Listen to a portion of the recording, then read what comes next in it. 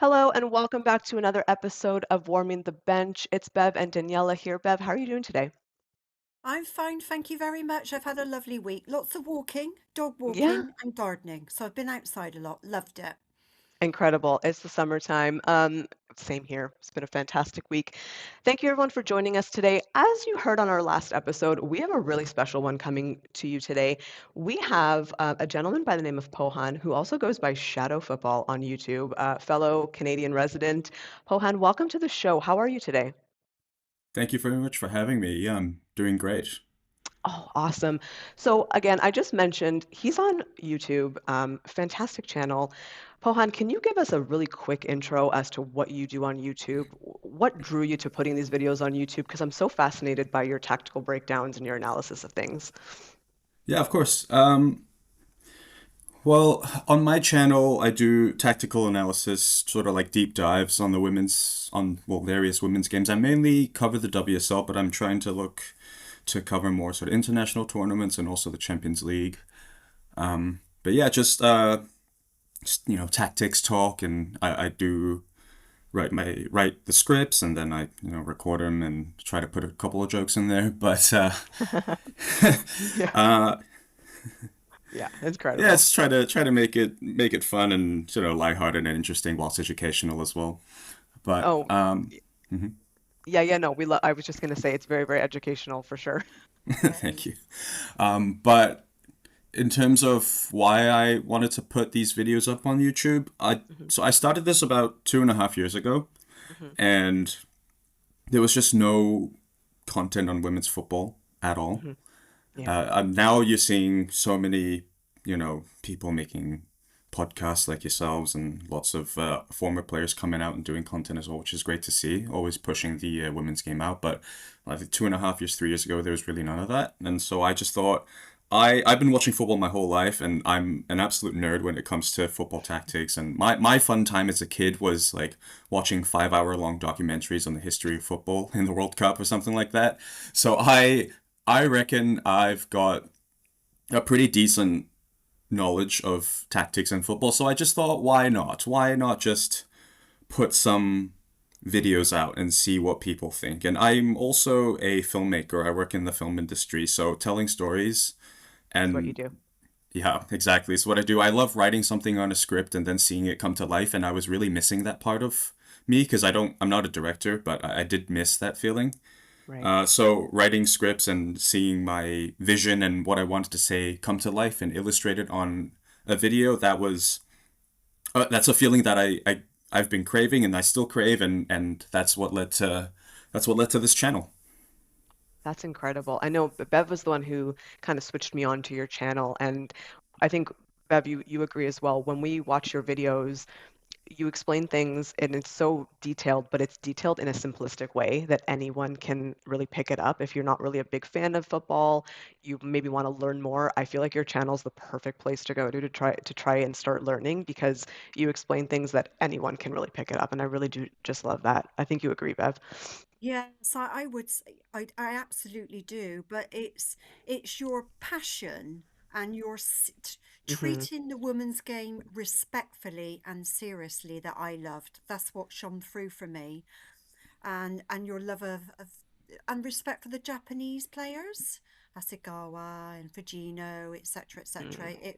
It was just because I love Man City. I absolutely adore Man City. So Fujina and Yui are very much some of my favourite players. So thanks for those insights as well.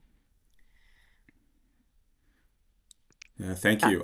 Might have a problem here because I'm a United fan, so. Oh, Oh, we're all divided. We're all divided on this podcast. oh What a my God. time. Oh my Oh my goodness. God. What a Well, time. Well, you, I always agree with Dan. So a little bit of disagreement would be great. perfect. We're all, you know what, we're all, it's a space divided today. Thank you so much for letting us know kind of where that passion and love came. And I love that you mentioned the gap because as much as we're seeing a lot more women's football content now, sometimes it's still a little difficult to get stuff. And I really do appreciate anyone who's in the space. So from your analysis, this is something that I was wondering. What do you feel? We often talk about the women's game and kind of what sets it apart. what do you feel are some things that from what you've learned and what you've come to analyze are maybe skills or attributes that you see in female footballers that you can speak to anybody who might not be familiar with the women's game and say this is kind of what sets the women's game apart in that regard? I think the most telling was after. I'm also an England fan, so uh, after the 2022 Euros, what the English team did was write a letter to the government trying to push young girls to play football, basically, Hmm. giving them more opportunities. And I think that speaks to the fact that the players are playing for something bigger than them. Hmm. Yes. Yeah. I think the players are playing for better. They're constantly playing for better contracts, better facilities, better stadiums, and you are seeing that growth step by step, at least in England. Hmm. Like with Brighton building a whole new stadium just for their women's team, like that is so great to see.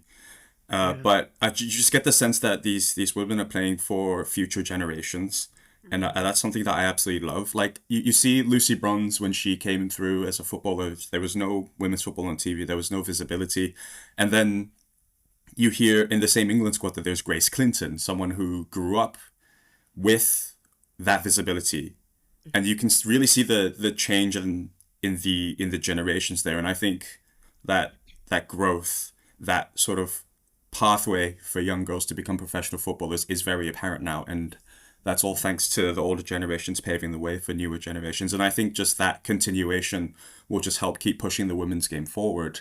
And I think that is something for me that sets the women's game apart, is that these players now are just thinking of future generations and just lifting everybody up.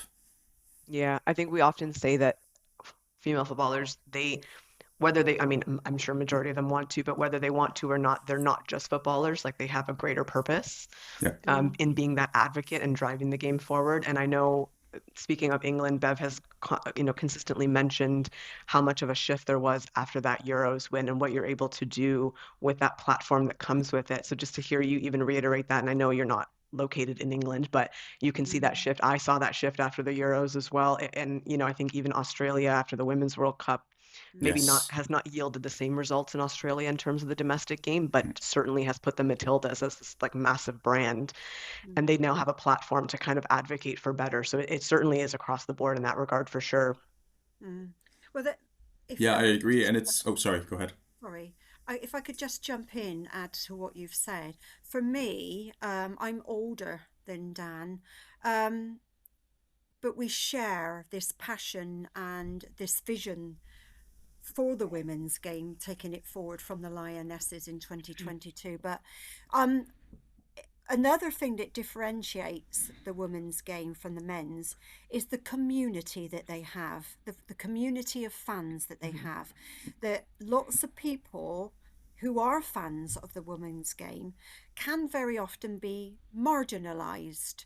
And I felt very marginalized because I've never been married. I chose not to be, and I chose not to have children. And from my generation, that put me a little bit ahead of my Mm. time. But when I saw the Lionesses play, and afterwards when they did their interviews, they were so articulate. They so believed in themselves. They each came with their own stories of fighting in battles against the odds and barriers that they had to overcome. That they actually Mhm. spoke for me as well. I truly identified with them. Mhm. Oh yeah. No, completely. And I think both of you are saying, and the fact that, Pohan, I know obviously you're a guy, just to be able to identify that as a guy as well is so important Mm, because obviously women are probably going to be more of the fan base in women's football, but to see that changing among some men as well, or a lot of men, I should say, is really, really fascinating because we've always kind of grown up with this notion of, oh, football is more of a guy's sport, but I think we're in a completely different generation. So to hear you speak about the gaps, to hear you speak about that recognition and what that looks like and those changes, it really is nice to hear it that it's landing with a lot of fans in across the board as well. Yeah, I don't like how separated it is. I just want everyone to. It's football, right? Let's just Yeah, all enjoy football. I think it's as simple as that, to be honest. I completely agree with you. I'll watch anything, whether it's a kid's Yeah. game, an adult's game, male, female, I don't care. I'll watch everything.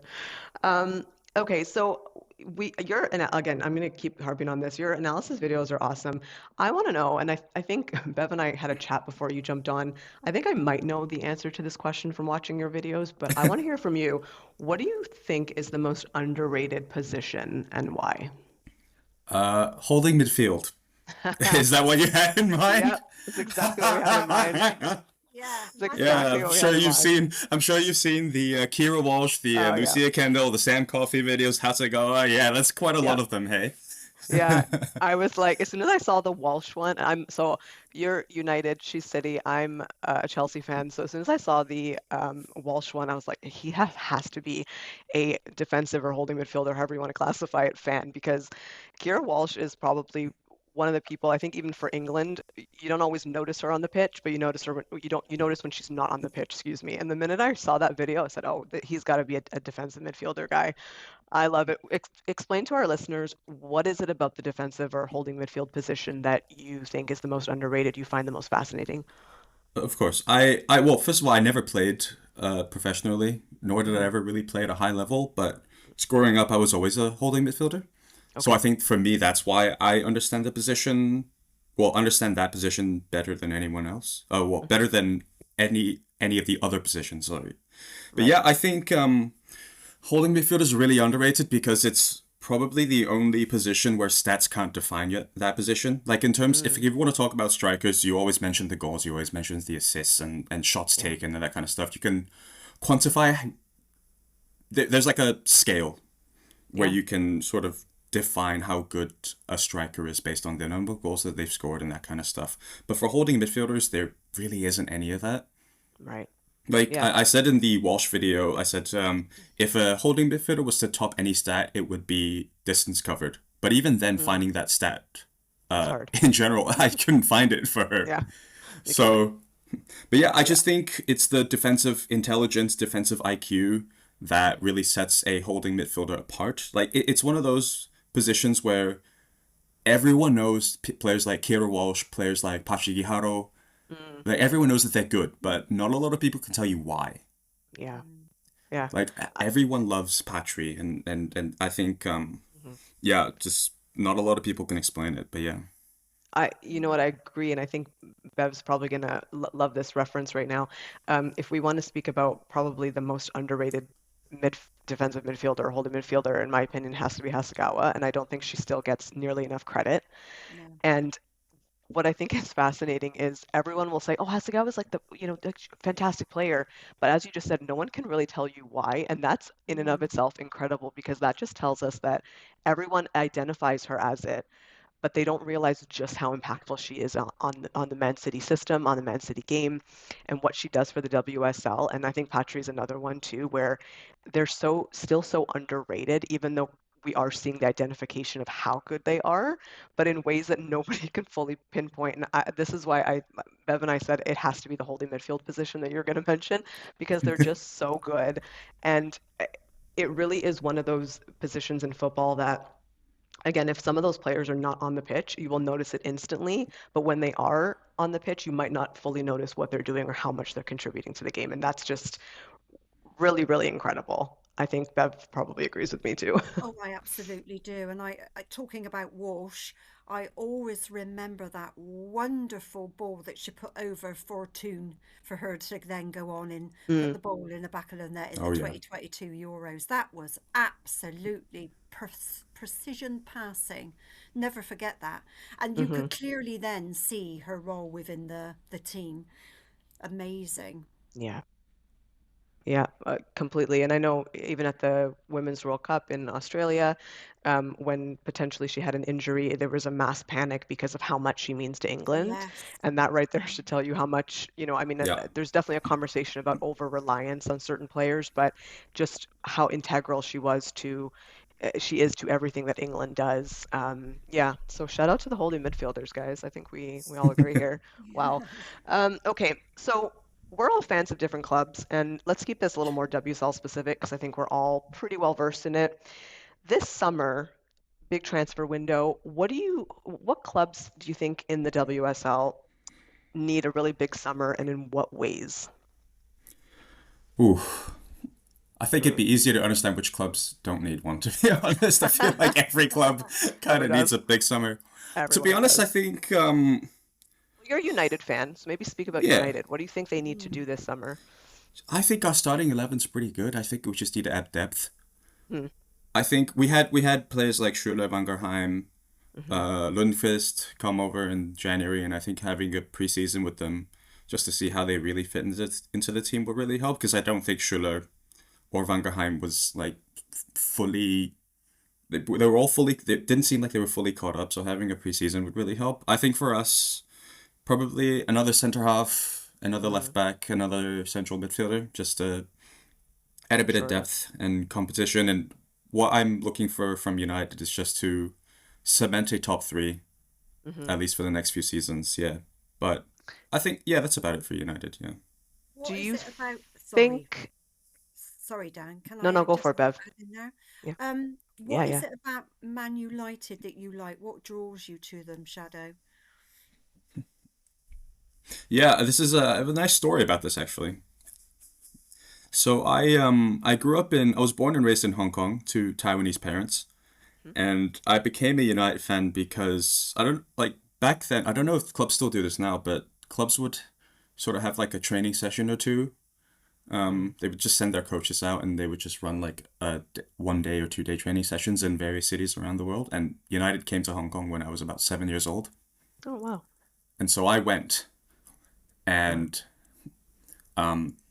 I can actually pinpoint the moment I became a United fan. uh, I love that. During the warm up, the coaches had put out those like free kick mannequins. Yes. And then they had covers for them. Then on the covers were cutouts of the various United players at the time. And so we were doing the slalom warm up course throughout the mannequins, and the coaches were pointing out, "Oh, hey, that's Ruud van Nistelrooy, that's Paul Scholes, that's Tim Howard, that's Rio Ferdinand," and I was going through the slalom like, "Wow, oh my god!" That's so And so cool. that was Yeah. and from that 7-year-old me was I was hooked. So from that point on, I became a United fan. Oh, that's incredible. Yeah, I see. I love when we can identify stories like that because it has that like little personal connection that comes to it. I love that. That's really cool. I think I don't know if they still do that, but they definitely have where they do those preseason trainings sometimes or yeah, preseason camps. They'll do them in different countries. So I think those fan bases can potentially still grow from, someone rocking up to their country and, United comes over, Arsenal comes over, whatever it might be, right? yeah, Um, so Bev and I have spoken, and I'm just because I want to stick on United for 1 second. yep. Uh, I'm just going to be honest. Mark Skinner, yay or nay, is he the man for the job? Does he need to walk aside, or what's going on? I will I will probably get a lot of rubbish for this, but I want him to stay. Okay, tell us why. Yeah. I think he's got a good system going. He's one of those managers that, in my opinion, there's two types. Mhm. One is that they will look at all the players that they've got and figure out a system to see how they can all work together. With Mark Skinner, it's he has a system in place and he just needs to find the right players to fit his system. Right. And I think people will look at him and say he's not tactically flexible. Mm, Excuse me. right. But if you look on the men's side, if you look at Jurgen Klopp at Mm, Liverpool, he was given 3 or 4 years to build the squad needed for his system, and look at what he went on to achieve with them. Premier League champions, Champions League winners, and mm, he was given the full backing and support. I think Skinner just needs that because I think he's got a good thing going. I like his system. I like the way that we play. mm. And yeah, I'm fully on board, honestly. And I think he just needs time to find the players that he needs. Because I believe 2 years ago when we won the or three was that 2024 where we won the FA Cup. Yeah. That season was actually quite poor for us. Yeah. Yeah, because we finished fifth, and so I'm in my mind that rebuild started from the summer of 2024. So Right. 2 years on, I think he's done pretty well, But you know given what? how decimated that squad was.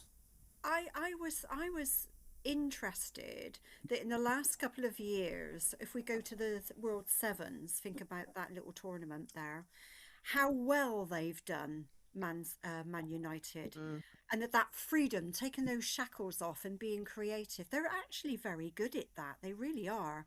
I mean, they came runners up on both occasions, haven't they, in the last couple of years? Yeah. Yeah.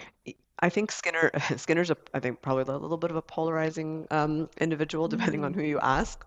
Yeah. But what I will say, and Bev and I have touched on this a handful of times, is what you mentioned about the backing. I think there's an argument or a large argument to be made. He has not been properly backed by the club. And certain comments and things that have come out from ownership and so forth. So I completely agree with what you're saying on that. And I would be curious to see if he got the same backing as a City or a Chelsea to see what he could actually do yeah. with what he's given, instead of having to kind of fight a little harder for it, because it seems like he does have to fight a little bit harder for it. Don't get me wrong, I still think that there's a decent amount of backing they do have, but I would be really curious to see what him and honestly even someone like Gareth Taylor at Liverpool, if they were properly resourced, what they could actually do with it. Because I'm looking at clubs like United and Liverpool, and they're really in the women's game. They should be competing at the highest level, given how storied those both of those clubs are, right? Yeah, but I think United. I, I see that point, but I do think like the women's still creating their own legacy, considering they've Yeah. only been a club for about 8 years. Hmm. So I Yeah. think progress, like with the progress that we're making, it's really happy. I'm really happy to see that, and with the limited amount of backing that Skinner has done, that Skinner has been given, I'm actually really happy with the progress that we've been making. Hmm. Yeah. Mm. Fair enough. Fair enough. I know we might have some potentially angry Man United fans come at us after this one, so just good I'll luck. take I'll take You'll take it. responsibility for that. Yeah, We've seen those Skinner out banners. We've seen them. yeah. Um, on Trent, let me go to. I'm going to skip down my list to a question about systems and stuff. So unless you live under a rock, and I don't mean you specifically, I mean people in general. I'm sure women's football fans have heard the potential of London City Lionesses signing Alexia Putellas. Now, since you watch so much of the WSL, should they manage to get this over the line, and there's pretty strong commentary to suggest that they will, um, what is it? How does she fit into their system, in your opinion? Because I know people are quite divided on if this transfer even makes sense in general, beyond a potential financial incentives for her, of course.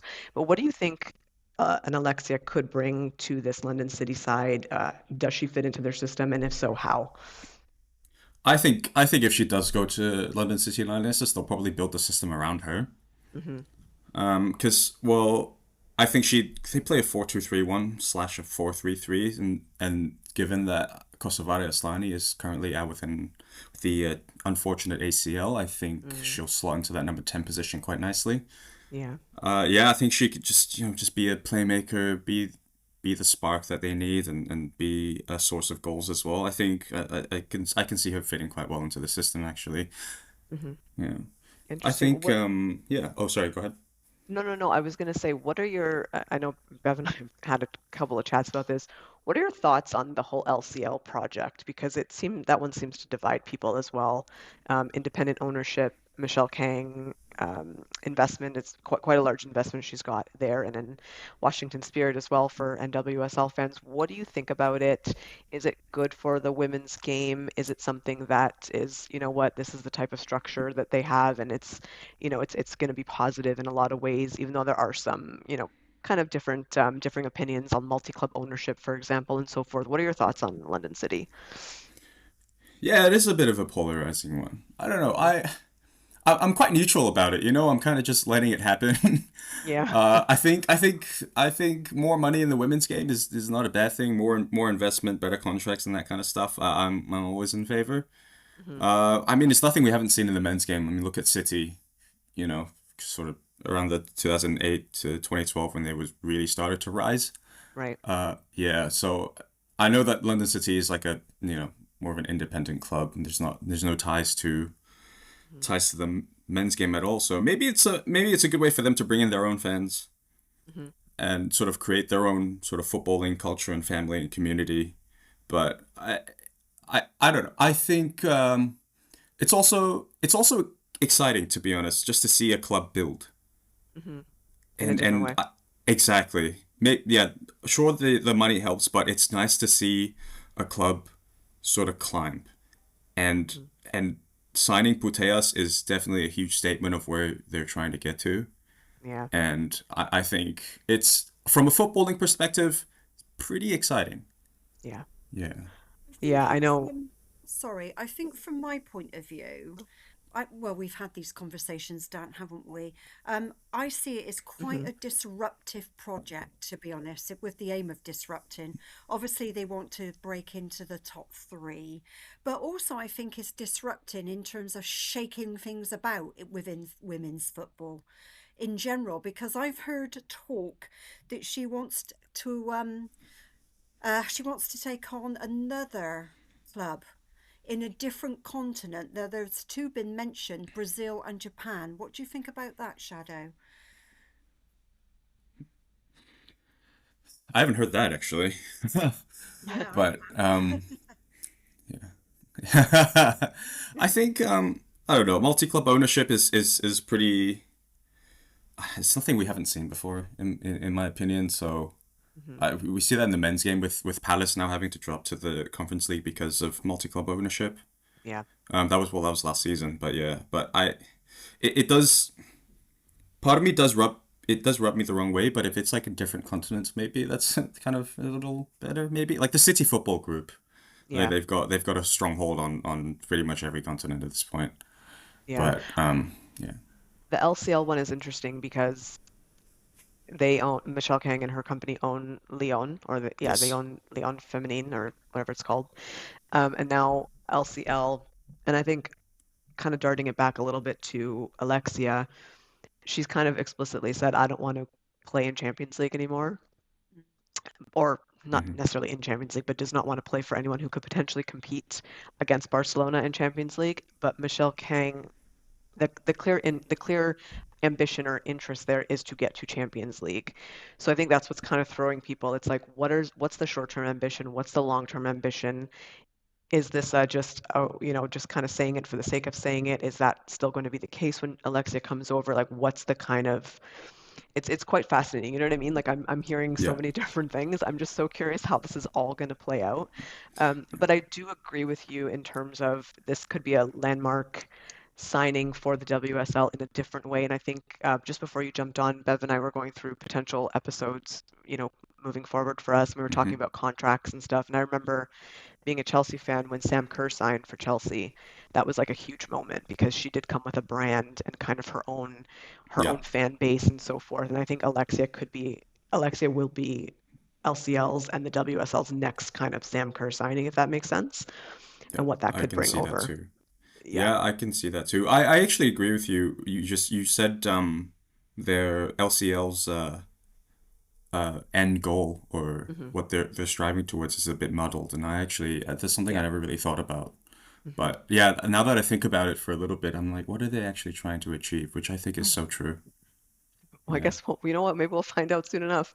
yeah. Um, so Is, is Bev, Eder the right manager to take it all forward? I mm, mean, this is a big project, isn't it? It's not just about Yep. having Alexia there to join them, and she's a big figurehead. It's the infrastructure, it's the footballers' health, it's building a product hmm basically, a great fan base where people love to come. It's the whole package. I think it's exciting, but is Edders the right one to take it forward?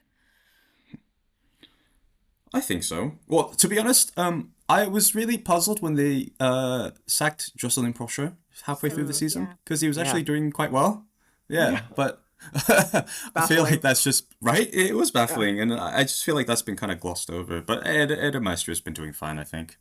Yeah, sixth place is nothing to scoff at, for a team that's newly promoted. So No, and plus, I think Michelle's been pretty open about the fact they do want to kind of have that Spanish-ish style. When you look at yeah, like Yana Fernandez is there, allegedly Mapi Leon's going to be signing if Alexia yeah, comes over, plus this coach, Lucia Corrales is there.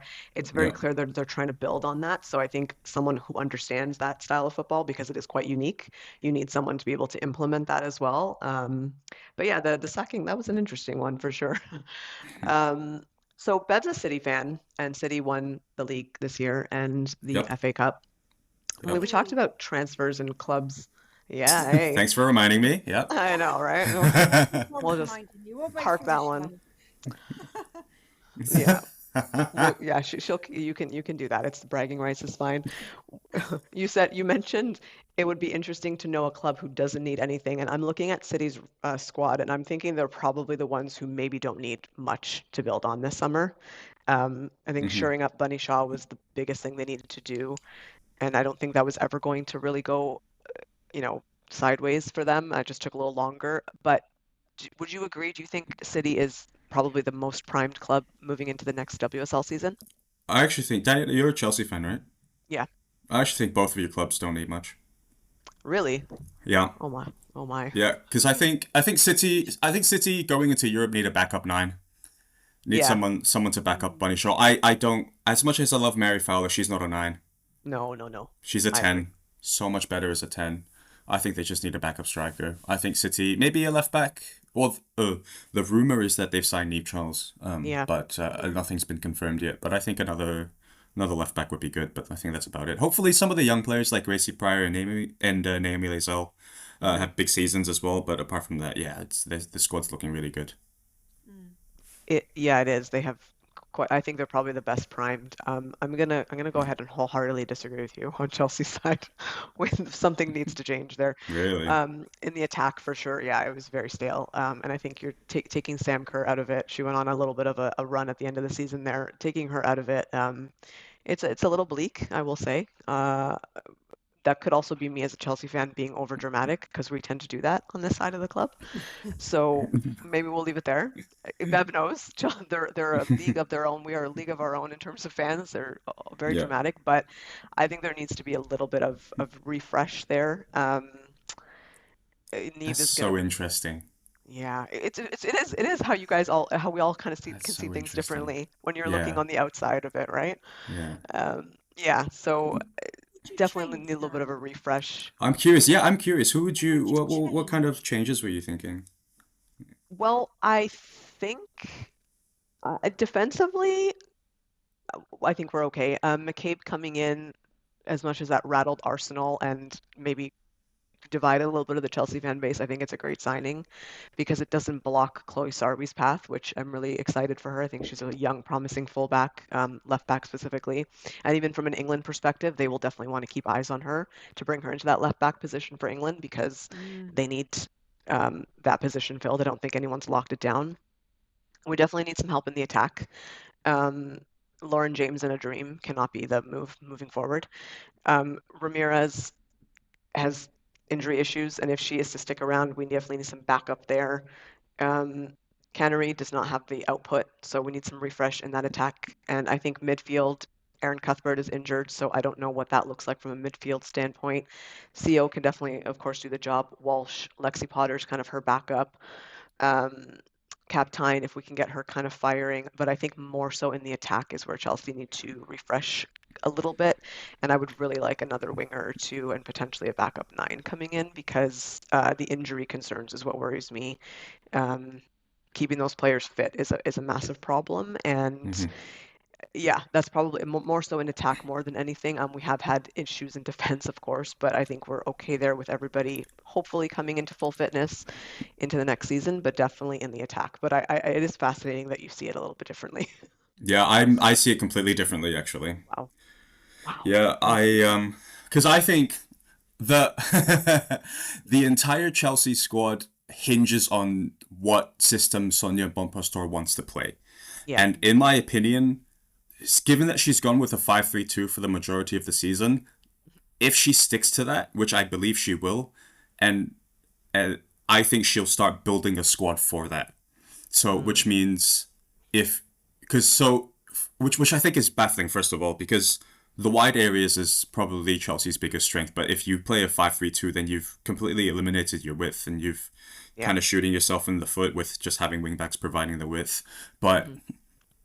if she's adamant on building a 5-3-2, then looking at her transfer history, Guro Reiten leaving Hmm. and Ritin Kanara might be leaving. Yeah. Now you're looking at the trend right now with the two up front is to have like a out and out nine, like Ramirez or Aggie Beaver Jones, paired up with a winger like Lauren James or Alyssa Thompson, Yeah. one to stay central, one to drift wide, and Hmm. sort of be the legs up front. Yeah. And I think Chelsea do have the depth up front. If you want to push LJ up front, if you want to push Thompson up front, I think it's something that we've seen from Bonpastor over this last year. Yeah. And I think the defense looks good. Maybe another center half, but Fiona Berman, Naomi Girma, like Mm. they're looking really good. Hopefully Natalie Bjorn comes back soon. But the Yeah. midfield's looking good too. I know Sjokonusken, there are Hmm. rumors of her leaving, but if she stays, I think the midfield will look pretty good. Yeah. I think this all hinges on what system she wants to play. Honestly, I think Yeah. part of the reason why Chelsea didn't do that well last season was just the constant switching between Oh my tactics, gosh. and yeah, it was pretty frustrating. I mean, I loved it as a United fan. It was great, you know. I'm sure you did. But Sure you did. I'm Sure you did. fans. Uh, yeah, yeah. You guys definitely loved it. yeah, 5-1, Yeah. right? What was that? Oh, Yeah. Yeah, yeah, you yeah, know yeah. what? I I agree with you, and I think I'm speaking for about 90% of Chelsea fans that I hope we absolutely ditch the five back. Okay, we need to go back to a four at the back. Let's keep it that way because I agree with you. The switching was quite a headache all season, but I think that four suits Chelsea a little bit better, and I think whoever is coming in transfers will maybe be an indication of what system is going to be used moving forward. So I'm curious about that one. One more quick question about City. Yeah. So we saw them under, and I think that we've spoken about this, under when Gareth Taylor was still the manager, they played really rigid. They were very, very structured. He had a very specific system. Jeglerts has kind of come in and said, you know what? Let's change it up a little bit. You've seen them a little less in possession. I mean, don't get me wrong, in some games they're definitely more dominant in possession, but definitely not as possession heavy. They're a little bit more direct as well. How can you speak a little bit on Andre Jeglerts, what he's kind of changed specifically and how that really benefited them this season? I think he's just pragmatic. Like he Yeah. knows his squad. He knows that Bunny Show's the best finisher in the world, so let's just get her the ball every time she has the opportunity, every time she has space. I think he's got flying wingers, Mm, you know, with pace, trickery, so just get them the ball, get them up the pitch. I think he's designed a very direct system, which is very refreshing actually, yeah. considering how much of the league is extremely possession based. And I think I love a direct system and just go all guns blazing attack. Attack is the best form of defense and that kind of stuff. So Yeah, I think he's really sorry, sorry, oh, Shepard. go ahead, go ahead. I just like the way that he's Go now. ahead. He's put Alex Greenwood further forward to play with Hemp, hasn't he? Hmm. Yeah, he has. He has. He's pushing his wingbacks up really high, Mm. Yeah. which is very brave of him. And that's something he started doing. That's something he started doing sort of halfway through the season. You see Alex Greenwood almost running underlaps inside Yeah. of Hemp, just to Yeah. provide crosses with an absolute wonder of her left foot because she's oh my god, her left foot is just ridiculous. Cash money.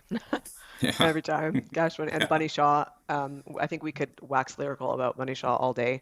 yeah. As Bev's favorite player, I think I can speak for her Yes. in saying that. She's Yeah. such a joy to watch. And Hmm. she's just so, and I think, and the funny thing is I saw this stat that it's something it's only something about like 18% of her touches end up in as a goal, but you would never actually think that by how many Yeah. goals she scores. You would think it's like 95% or something ridiculous because she's so freaking good at what she does. From let's say someone who's listening to this podcast, not really well versed in the game in general, if you had to describe Bunny Shaw in like 3 words, what would you say about her? Clinical, Hmm. explosive, Mm. and just ruthless. I don't know. I think that's kind of the same as clinical, to be honest. But No, she's just I agree. yeah, yeah. But she's so she's one of those players that you just give her any kind of ball in the box and she'll finish it. It's ridiculous some of the finishes that she's done over the years. So Insane. it's like it's one of those like you watch the match and you're like, oh yeah, of course I could do it, and you just go to the park and you try and you're like, oh my God, how did she do that? Yeah, Yeah, definitely not. Probably Oh, not. those headers. yeah, Yeah, Those headers. My yeah. gosh. She's Oh my yeah. God. I was actually yeah, I was absolutely gushing over. She did a sideways diving header against Leicester in the yeah, 6-0 win. I Yes, was yeah. like, oh my goodness, how did she do that? Like, ridiculous. yeah, Yeah, well and truly crazy. Congratulations, City, again, and we're yeah. very jealous. A lot of people are jealous. I'll just put it that way. Um, so I think one of our, and I think just a couple more questions. Mhm.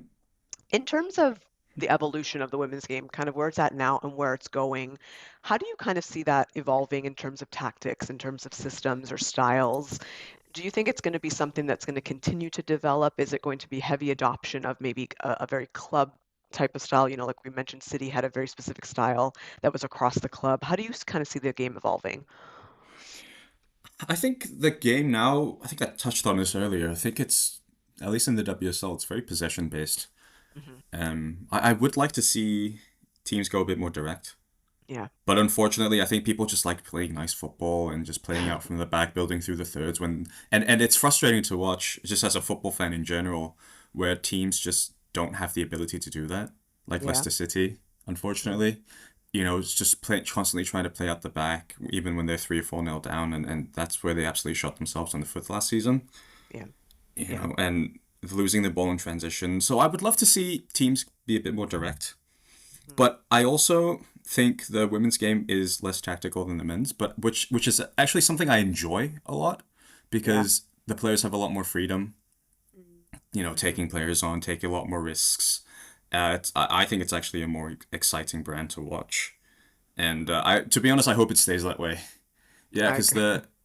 like if you look at Emma Hayes, her Hmm. tactical system, it's not much of a system to be honest. There's like structure to it, but it's very loose where she still allows her players to express themselves and just to have a run at players and just kind of do whatever they want within her sort of loose structure, and that's what I want to see more. It's like the same thing with Andre Eglerts where Yeah. if a 50-50 ball is on, play it, do it. Just Yeah. just Yeah. just high risk, high reward, and I want to see teams do that more. I, oh gosh, I think I'm gonna go ahead and assume Bev kind of agrees here, but it's interesting you mentioned Emma Hayes because when you said everyone's kind of obsessed with playing a very pretty style of football, one thing I've consistently admired about Emma is yeah, she wants to have a good performance, but she had no issue saying, you know what, screw the performance, just get the win. However you do it, go for Hmm. it. And that's something that Emma, you could almost see she came with a tactical plan. And then sometimes in some games when she was still the Chelsea manager, that tactical plan went absolutely out the window and she was just like, Yeah. screw it, go for it, just do whatever you got to do to get that win. And I think that that little element sometimes is so underrated because it's great to have a plan, but that plan's not always going to be favored for what type of players you have in the way. Like, Leicester is a great example. They could have been a team that could go pretty direct and chose to keep playing Hmm. out from the back. And I get it comes with a little bit of building that experience, but just go for it, man. Like, just go for it. Yeah, I agree. I think it's like England throughout the Euros in 2025, literally just throwing the kitchen sink, trying to Yeah, win, honestly. And I really admired Serena Wiegmann for that. I loved it. yes. Why not? Oh, it was Bring on exciting. Michelle Adjman to just cause chaos. Well, Yeah, it Yeah. was great. as you were saying that, I was thinking of England, but you said it for me, Shadow. I just thought it was incredibly exciting. I really did. It had me Mhm. hooked. Yeah. Oh, I was in tears. Yeah, Yeah. me too. Yeah, yeah, And I'm with you. Yeah, absolutely. And it's their grit and their mentality. So they're chucking the kitchen sink out, on comes Angie Man, but it's their mentality that gets them through, and their shithousery. Excuse the bad language, but I do love it. Yeah. that's true. I do Yeah. love the No, shit. I completely agree. And yeah, so do I. And it's funny you mentioned that because when I see those games and I'm like, oh, I should probably cover them on my channel. But then in my head I'm like, how do I analyze spirit? Yes. It's like, how do I analyze mentality and spirit? Yeah. You really can't. Yeah. Honestly, it's hard. It's hard to. Okay, speaking of spirit, actually, this is not a question that I had noted down, but I'm really curious. Have Mhm. you seen the everything that went on in the last friendly with the United States and Brazil? I I saw. I didn't watch the game, and Okay. I didn't really see. I was working at the time, so I didn't have time. But I know what happened. We're talking about spirit, and the only thing I think Bev and I kind of touched on this, I am so looking forward to the World Cup in Brazil next year because if that friendly Yeah, was same. any indication of what we are getting, we're going to be having a very spirited tournament next summer. Hmm. Um, Absolutely fabulous. I mean, it was a chaos ball from start to finish and really ridiculous and just one of those games where you just kind of had to watch it to believe it. Because if you looked Hmm. at the notifications and you saw eight red cards, you're just thinking, what on Yeah. earth went on here? It was fantastic. Brazil, absolutely spirited. I think they're going to bring, the crowds seemed incredible for friendlies. I think they're going to bring quite a fun tournament next summer. So I definitely had to ask because everyone was talking about this Brazil friendly. It was wild to see the commentary that came out of it. Yeah. But Dan, Um, was it one friendly? last, yeah, it What was a I friendly, didn't yeah, Yeah, it was a understand friendly. about it, what I didn't understand about it, why did the referee let this go on and on and on and just stop the game? Because she went way into extra time. And the more she was going into yeah, extra time, the more it just disintegrated the entire, well, was the entire coaching yeah. staff that started. I was rough. You know what? She had a decent amount of control of the game until about the 60th minute, and then it just Yep. descended into chaos. I don't even know what happened. Where, like, I was like, oh, she's lost this one. It's gone. Like, the game was, they say game's gone as a joke. The game was Yep. absolutely gone because everyone was all over the place. Yeah, so Brazil, thank you for your spirit. We look forward to it next season. I mean, next summer. I think you kind of touched on this a little bit, but I'm just going to ask the game. We often talk about the women's game, and this is going to be my last question. And if Bev has any, she can ask afterwards. But and this was actually one of Bev's questions as well. But the game we often talk about how that you talked about that a little bit less tactical, but a little bit more fun, a little bit more pure. When Yep. we think of women's football in 10 years' time, what do you hope it looks like, or what do you think that future of women's football looks like? Ooh, great question.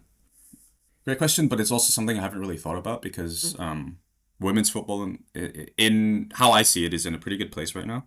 Mm-hmm. Especially, Daniel, you must have seen the NSL. I mean, having a Yes, professional league in Canada is finally. such a good, I know, such a good start. And I've been to some of the Vancouver Rise games. It's quite fun actually. Hmm. Yeah, it's I think just keep going, right? Like Yeah, this there's been so much progress. I would have loved to see more sort of development after, countries have success in international tournaments like England. Like hmm, Italy had a great Euros, and I was hoping that could sort of kickstart yeah, more of women's football in Italy. And also Switzerland hosted a great tournament too, so hopefully seeing the game grow from there. I think women's football just needs to separate itself from the men. yeah. Like just don't do what the men are doing, and Pull and apart. Hmm. yeah, exactly. Pull apart. Because football's not the only sport I watch. I probably watch more rugby than football, to be honest. Oh, well, And yeah, yeah, and uh, women's rugby has slowly started to pull away from men's rugby. Like they've got their own international tournament now. Like yeah, it's sort of like their Nations League. hmm, In the summertime, it's called the WXV, yeah, and yeah, they've established that for themselves now, and I think that's great. And I think women's football just needs to do the same thing. Just don't do what the men are doing. Just hmm. treat it as its own sport, basically. I love that. I love that answer. Yeah. And just to touch on what you said about hoping that, after tournaments, certain countries, I'm going to make a little bit of a bold prediction that after next summer's World Cup, I think we're going to be looking at South American countries and specifically Brazil in a lot different light. And I think they are going to kick on from that tournament. I just have a really strong feeling about it because already what's there, the type of players that, the likes of Brazil and Colombia and Hmm. okay, Mexico's North America, but Mexico are producing. It's right there, and I think it's like right on the cusp of bringing that major tournament to their shores, and Yeah. it's really going to be I think Brazil's really going to kick on from next summer, and I've always said once. the South American and Central American countries start waking up a little bit, the overall, even the international game is going to look so different because they're right there and they just need that slight little push to really edge into the top echelon, I think. Yeah, That would I tie. think Sorry. Sorry, but that Mm, would tie in with what I'm hearing of Kang wanting to go into Brazil and pick up a club yeah, there, wouldn't it? Do you know what I mean? And it's like a not there's a a market. hub. Yeah. It's like those hubs, Hmm. isn't it, where you and those that you can fit together. It Hmm. all makes sense. It forms kind of like a matrix, a blueprint. Hmm. Mhm. Yeah, Yeah, certainly. I would love to see uh historically, like, some of the superpowers of the men's game, Mhm. countries like Argentina, like the women's football program hasn't really kicked off at all.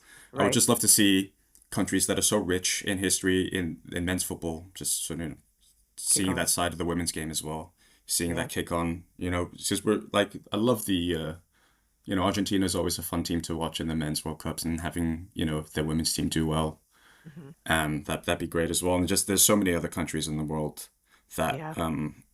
that would love to see their women's team rise. Agree. I agree completely. We just said it, Brazil, Colombia. Hello, Italy. I'm looking at you. Your Yeah, men Italy. failed Yeah. for many years now, so women should be able to kick it on. Let's go. Yeah, it would be great. Yeah. I selfishly would like to see us kick on as well a lot more and really Yeah. kind of, yeah, I think disappointing results in World Cups for Canada seem to do Hmm. fairly well at Olympics times, but for some reason it doesn't Yeah, but translate to in World Cup. between, yeah. Yeah, it's Yeah, that very sort of in bizarre. between time is a bit weird, yeah. That's very, very bizarre. But yeah, I think Brazil, I'm gonna mark it down as my bold. They're gonna really edge up there next year. Um, Bev, did you have any other questions? Yes, I do actually. Okay. Predictions for the top five in the WSL.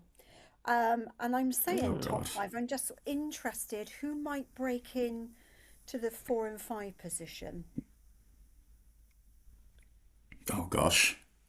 I think the usual top four might stay. Hmm. yeah. I think it'll be Spurs, honestly. Spurs Yeah. again. Mm, Yeah, they look good. They've had a really good summer so far. yeah, they have. Really, Wow. really good summer. Yeah, if they can bring in one or two central midfielders, Hmm. I think that'll really, because I think as much as I love Suleiman and Oglatin and Drew Spence, I think they just need a bit more legs in the midfield, to be honest. Yeah, I agree. Yeah, I think I will say Drew Spence had a really good season last season. She did. She did. She kind of fell off a little bit the season before, but last season it's like I don't know if I almost, and I don't mean this in a negative way, but it seems like she just got more, she got quicker and more fit this season, and you could really tell in the performance that she was putting in. Yeah, I agree. I agree. Spence was all action, Hmm. but I think Yeah. the sign. Look at the signings they've made. Shakira Martinez. Mm. Who was Mm, they? Kirsty Hansen. Yeah, Kirsty Hansen's a huge one, and Caitlin mm. Dykstra, just Yeah. for as center half, and yeah, they look good. They look scary. And if they're fullbacks like Ella Morris, if she can have a big season, Yeah. I'm looking at her to take over Lucy Bronze's spot in the England team. Mm. Oh, Big we've said shout. that, haven't we, Yeah. Big Dan? shout. We've talked about Yeah. Lucy Ella Bronze. Morris. Yeah. Yeah. And Lucy, yeah, I want Lucy Bronze. I think I'm not an England fan, obviously, but I think Lucy needs to become more of a luxury for the Yeah. England squad and just kind of develop it because there's so much potential in some of the fullbacks that England are producing. Just kind of getting Mm. them dragged Ooh, in there. And I don't understand the Maya Letizier shoved into right back. I just don't. I'm not understanding it in the slightest bit. Um, yeah. I I I don't know who's coming up as a right back though for England. That's the thing. Well, I mean, Ella. I think Ella's That's the thing. the most Yeah, she's the obvious front runner. option. I She's think. definitely Yeah. front runner, and I think left back. I'm going to be selfish and just say Chloe at some point. She is quite young though, so I don't know if Hmm. that's going to be quite a leap for her. But I don't know. You guys. I mean, I saw the leap with Michelle Adjman coming in right last summer, so you Hmm. never know if the timing is right to just kind of put those players into position. But Yeah. yeah, You know who I definitely. thought was gonna really break into the team before she got injured? Naomi Lazell. Mm, yeah, Yeah. that's right. She was Yeah, looking so good at the beginning of 2 seasons ago now. yeah. Yeah, I really thought she was going to be capped until she got injured, but yeah, it's a shame. to Mm, see. Hopefully, I hope she has a big season. yeah. I think Ruby Yeah. Mace is another one. It'd be interesting Yeah, to see same her here. drop her into Ooh. that Mm, England midfield to be kind of like mm. Kira I Walsh's I have yeah. thoughts about Ruby Mace. What tell us your thoughts. We have a couple more minutes. Tell us your thoughts. Okay. Uh, Going back to the holding midfield thing, Yeah. the first thing I ever look for is defensive work rate, intelligence, positioning, and I think that's the weakest part of Ruby Mace's game. And Really? Mm. yeah, I think it is. I know she's been playing center back a lot, and she's making a lot of big tackles. You know, but a lot of that stems from her initial poor positioning and decision making. Right. And in my opinion, that's the exact reason why she hasn't been called up for England Ah, okay. in the last sort of year or so. And I completely agree with it. I'll Mm. probably get a lot of rubbish for this as well, but I completely agree with the fact that No, Ruby no. Mace hasn't been called up. I agree with it. I'm Yeah. curious, do you think if she was to be maybe on the pitch learning alongside someone like a Walsh, do you think that would benefit her a little bit? Yes, Mm. I do, but I think for her, well, and I'm so happy that she's playing pretty much every game for Everton now. Yes, yes, Yeah. for I'm sure. really, really happy to see that. But I think now Lucia Kendall has jumped above her in the pecking order, and so has Blinkila Mm. Brown. Yeah, Yeah, yeah. I think I definitely. also again I'm gonna trick back into my Chelsea bias for a minute. I think at some point we might see Lexi Potter going in there too. One So that hundred mid percent. that midfield has been is probably gonna it has a lot of potential in that midfield for England with the youngsters that are kind of popping in there now and potentials coming up. 100%. I think Lexi Potter will be capped soon. Yeah, yeah, I'm not too far off. I think she's not too far off. Sorry from that. Yeah. Fascinating, What very about Freya fascinating. Godfrey? Freya Godfrey? I would have loved to see her get some minutes against like an Yeah. Iceland or Ukraine. I would have loved it. I was waiting for it, to be honest. And when she wasn't in the squad for the was it the Ukraine game at all, I was like, Mm. come on, just chuck her on for like 45 minutes, please. Something. It would have been Yeah. an opportunity, wouldn't it? Yeah, but England is so stacked on the right wingers. Honestly, there's so Mm, many. mm, mm, Yeah, there's quite a mm. bit there. Interesting Right. selection choices coming up, and I think with those playoffs coming up, you never know who's gonna Yeah. get a chance or Que- not. Question Hmm. for both of you. All right, if we want to Mm. keep the women's games separate from the men's, that they grow it in their own way, in their own unique way. Um, how about possible tournaments? What could be a unique tournament that would kind of link Europe with America and Brazil? What kind of cups or tournaments could they invent? Just to make things more interesting and connect the rest of the world up. Ooh, it's a What do you great think, question. Steve? Pohan, I think yeah, I'm gonna let you take this one first. To be honest, I'm quite happy with the football landscape right now. Yeah, Yeah. With the Champions Cup, I think Champions Cup was a great showcase of yeah. clubs from all continents. I think that was great. Mm. I don't know. I'm not a big fan of just creating tournaments because I like they're doing the same thing in rugby and they're doing the same. I also watch a lot of like track and field athletics and doing the same thing in athletics too, just creating pointless competitions for no reason. And I just think football, like where women's football is at now, is great. I think we just need to get people to watch it more. And Contribute what more. you spoke about the community, Bev, Mm, growing that community. I think that's the most important thing for women's football right now, just integrating everyone into this community. yeah, But in terms absolutely. of the tournaments, I'm quite happy with what there is, honestly. Just keep it the way it is. I just don't Yeah, want too much. Yeah. yeah. And can I just Might end get by that saying, oversaturated. can I just Yeah. say that City will win next? City will top the table. Thank you. But do you Interview know what? over. To be honest, Clack. it wouldn't surprise me if they didn't win next season. Do you know why? Because now the managers would have had eagle eyes on Yeglert's way of playing, his Yeah. style of playing, his structure, Hmm. and everybody would have kind of clocked it, and they would have gone, right, okay, he's going to do this, he's going to do that. There are so many variables involved in football that, and I don't, this Yeah. sounds awful, but Bunny could be injured. Yeah, so something will happen there, and Mm, the Hmm. dynamics will change, and the complexities will change. All these different variables. I wouldn't like to say who would win. That I think it's going to be a very exciting season, to be honest, because so many changes, so many shaking around and mixing is has happened, especially yeah. with London City Lionesses, throwing all the money into creating this wonderful project of theirs as well. It's going to be interesting. Mm. Yeah, let's hope for some, let's shake it up a little bit. It's always good. I don't think, I don't want another era, as crazy as it's going to sound. I don't want another era of dominance of year after year after year, the same club winning. I think Yeah, Chelsea No. went neither on an do I. incredible, yeah, they Yeah, went on an I'm sick of incredible seeing run. it. Yeah, Yeah. and that was incredible. I think for the time, I don't think it's highly appreciated how incredible it was, but let's change it up. Let's get something different. I think part of why people love the NWSL is because it's so chaotic and you don't know who to Yeah, win from year on year. yeah, You'll that's have a true. last place team coming up in second place all of a sudden. You're just like, what's going on here? So I love, some shake up to that for sure. Yeah, I think it's going to be a good season though. I Um, agree. Mm. yeah, Pohan, thank you so much for joining us. I think I can speak for both of us too when we say we really Mm. enjoyed this episode and we really appreciate you coming on. Thank you so Yes, much. thank I you. enjoyed it as well. Thank you. This was my first ever podcast, so I was Was it? absolutely Oh, sweating bullets. Yeah, I was sweating oh, bullets coming on, but yeah, thank you. Thank you so much for having me. I really enjoyed it. oh, certainly. You never, honestly, I could never tell. You sound like you've done this a million times. So I'm that's so nervous because my videos are so scripted, and so it takes me like an hour to record my voiceovers because I mess up so much. oh, you know Yeah, what? Honestly, I've had that issue with reels. If you know how many times I've tried to make a reel and have yeah. said stupid things, I'm like, why did I say that? Let me try again. And it takes 20 minutes to make a 30-second video. So I Yeah. agree with you. Oh dear. Well, so Oh can my we ask goodness. you to Well, come thank on you. again? Can we ask you to come on again? Would Yeah, that of be course. cheeky? About the end of the year, we kind of No, look I anew would of love to. how.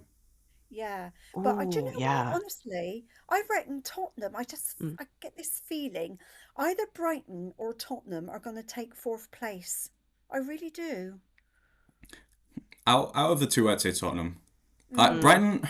Brighton is an interesting one. I'm sorry, I don't want to like go over, No, no, but no. No, We're go good. on. You're good. Yeah, um, okay, I go for it. Yeah, yeah, no. okay. I think Brighton over the last two seasons they've looked good-ish.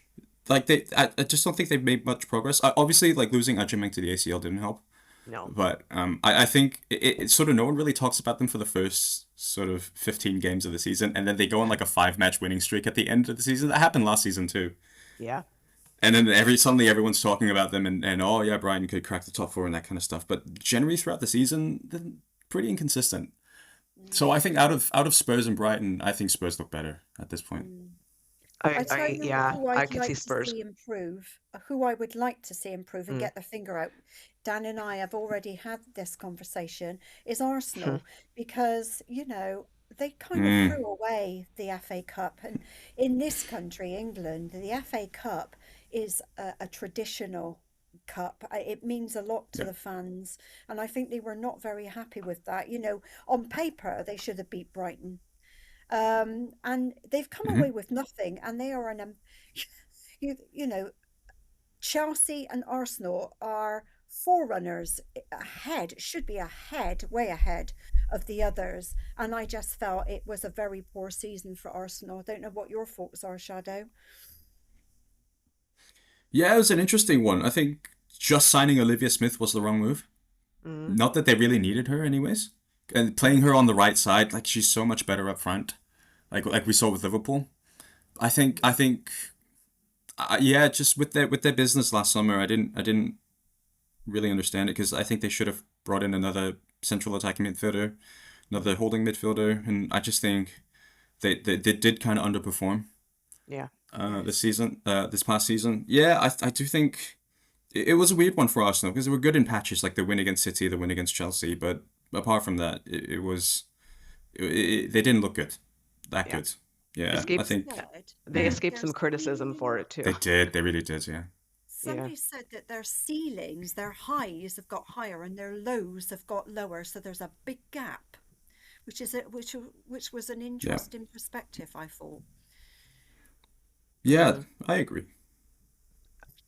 Agreed. But long may it continue because I don't need another London rival. Um, I'm just gonna leave it on. We're gonna leave it on that note. Arsenal Football Club, good luck to you, Oh my God. but not really. Good luck, but not really. That's just kind of where I'm gonna leave it. Um, Yabusa. again, thank you. Yeah, you know what? We'll just keep it there. Thank you so much again for joining us. We really, really appreciated this. Have a good rest of your day. Thank you so much. Thank you for having me. I really appreciate it. Thank you. Absolutely. Thank you, Bev. Thank Thank you. you. Bye. Bye.